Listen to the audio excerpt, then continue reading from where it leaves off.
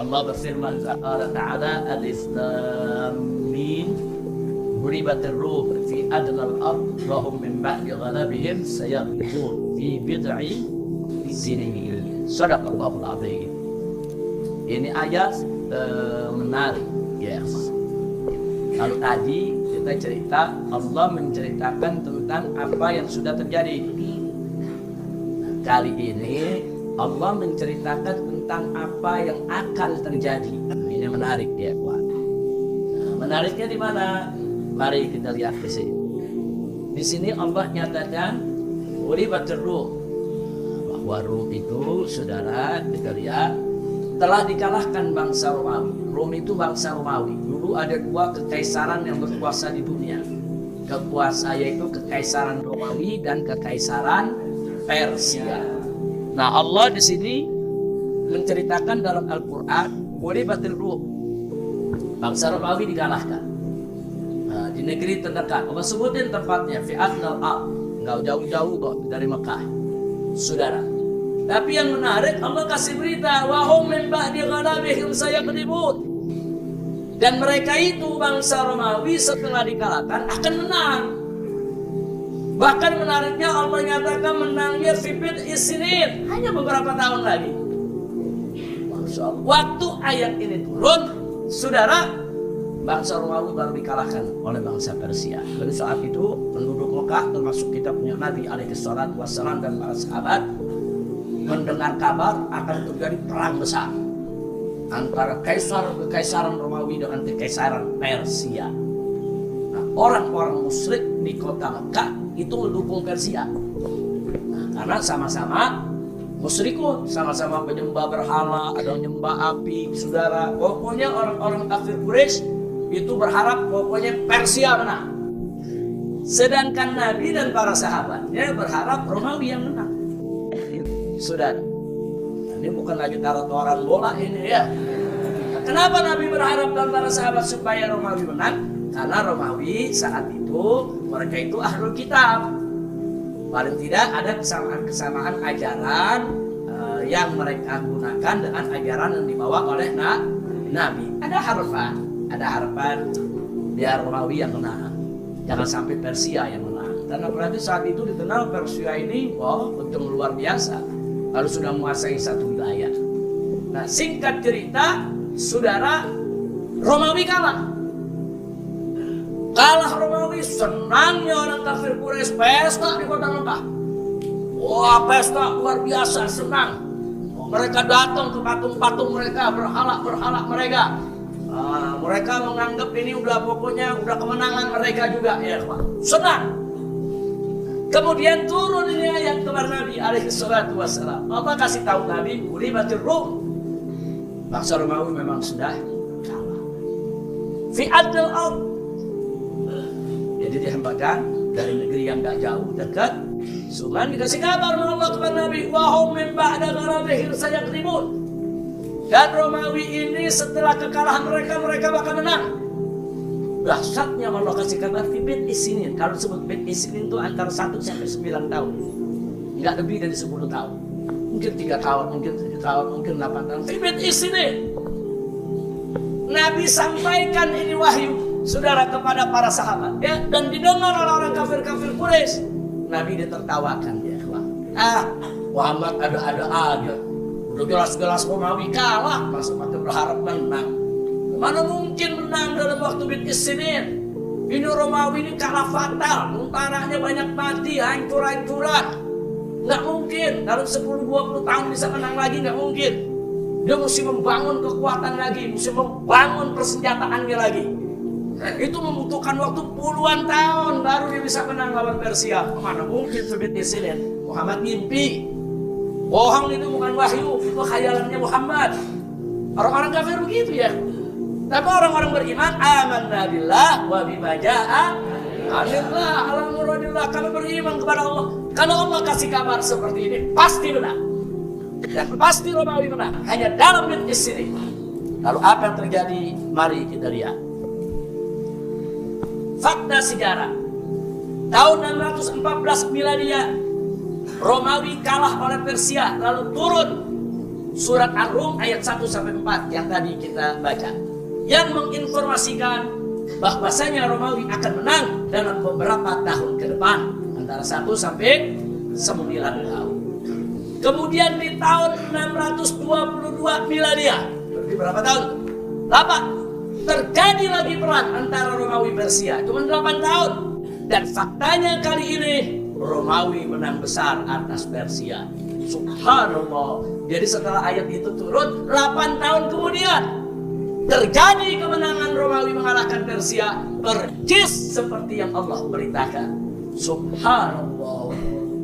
Ini bukti kalau Al-Quran karangan manusia, kalau Al-Quran buatan seorang manusia yang bernama Muhammad, bagaimana bisa tahu Romawi bakal menang hanya dalam beberapa tahun ke depan?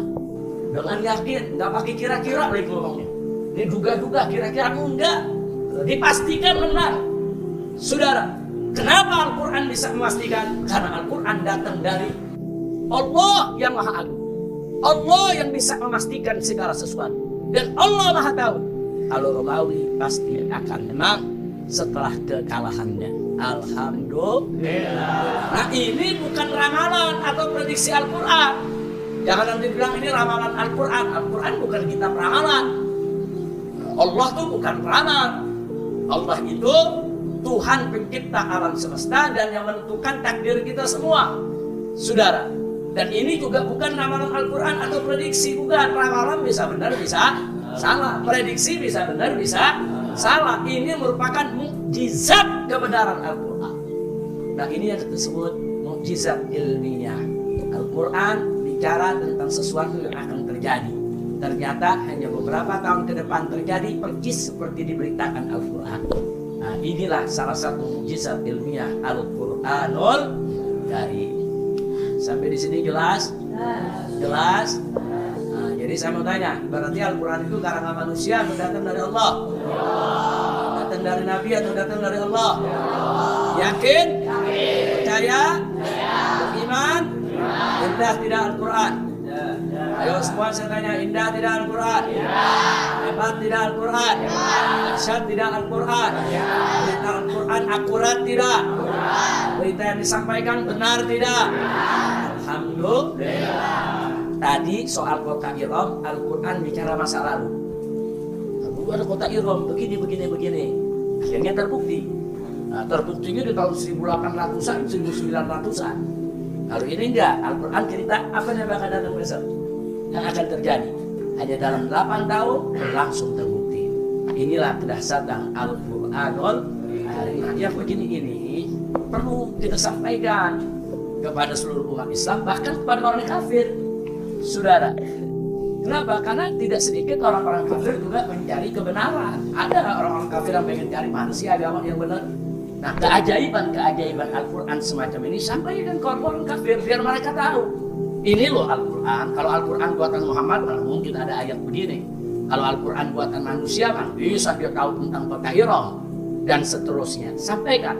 Karena tidak sedikit orang-orang kafir setelah tahu mukjizat Al-Quran, mereka berbondong-bondong masuk ke dalam ajaran Islam. Maka itu pelajaran mukjizat ilmiah Al-Quran menjadi pelajaran yang harus dipelajari di pondok pesantren markas syariat ini, supaya nanti santri-santri markas syariat harus sudah lulus, yang punya pesantren, punya majelis, yang ajar di sana kemari bisa menyampaikan dalam dakwah ini kepada umat. Hebatnya Al-Quran, dahsyatnya Al-Quran, indahnya Al-Quran, agungnya Al-Quran. Nah, jadi jangan Al-Quran dibuat olok-olok dalam ceramah, jangan. Ceramah yang serius, sampaikan ini loh Al-Quran. Nah, ini kita baru bahas 2, nanti akan kita teruskan. Ada puluhan mukjizat Al-Quran, baik dalam ilmu biologi, ilmu geografi, ilmu astronomi.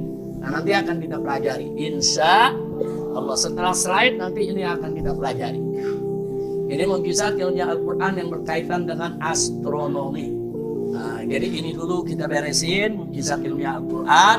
Kalau ini udah selesai, baru kita masuk ke buku ini. Insya Allah. Di sini saya tulis ada 1001 isyarat ilmiah Al-Quran yang bisa kita pelajari. Nah, fungsinya apa? Supaya lebih meyakinkan kita tentang Al-Quran, supaya kita lebih percaya kepada Al-Quran. Sebetulnya Al-Quran nggak butuh pembuktian ilmiah, enggak. Al-Quran tanpa pembuktian ilmiah sudah pasti benar. Karena Al-Quran bukan buku ilmiah, bukan. Justru penemuan ilmiah yang butuh pengakuan dari Al-Quran. Nah, jangan dibalik. Tapi kita sebagai manusia, banyak yang lemah iman, memang perlu pembuktian. Bukan Al-Quran yang butuh pembuktian. Kitanya nih perlu pembuktian. Bahwa Al-Quran itu benar. Al-Quran itu lurus. Al-Quran itu tidak pernah meleset. Apalagi orang kafir yang kita memperkenalkan Al-Quran. Mereka butuh. Oh, Anda mau ajak saya masuk Islam. Oh, Anda pengen saya percaya Al-Quran. Buktiin dong. Mana Al-Quran hebatnya. Mana ajaibnya. Mana keagungannya. Mana kebenarannya. Pelajaran mengisah tentang Al-Quran ini akan membekali kita dengan puluhan bahkan ratusan ayat yang bisa kita sampaikan kepada orang-orang Islam, bahkan kepada orang kafir sekalipun, untuk membuktikan kepada mereka betapa indah, agung dan mulianya Al-Quranul. Alhamdulillah. Sekarang pertanyaan. Ayo semua, sekarang pertanyaan. Tahun berapa terjadi perang antara Romawi dan Persia waktu di zaman Nabi pertama kalinya? Ayo. Belakang. 614 miladi. Bagus. Baik, berikutnya. Berapa tahun kemudian terjadi perang lagi antara Romawi dan Persia? Paling pojok. Berapa? Ya, berapa tahun kemudian itu? Pertanyaannya berapa tahun? 8 tahun. Baik, pertama kali perang Romawi dan Persia, siapa yang menang? Jawabnya rame-rame. Persia yang menang. 8 tahun kemudian siapa yang menang? Sebelum kejadian ada beritanya tidak kemenangan Romawi? Di mana? Kok Al-Quran tahu? Kok Al-Quran tahu? Karena datang dari Alhamdulillah. Sekian pelajaran kita untuk hari ini. Cukup karena sudah 5:30. Pelajaran kita yang pertama 45 menit, yang kedua 45 menit. 5:30 sudah cukup karena Anda harus siap-siap mau buka puasa. Insyaallah nanti bertemu lagi jam 8.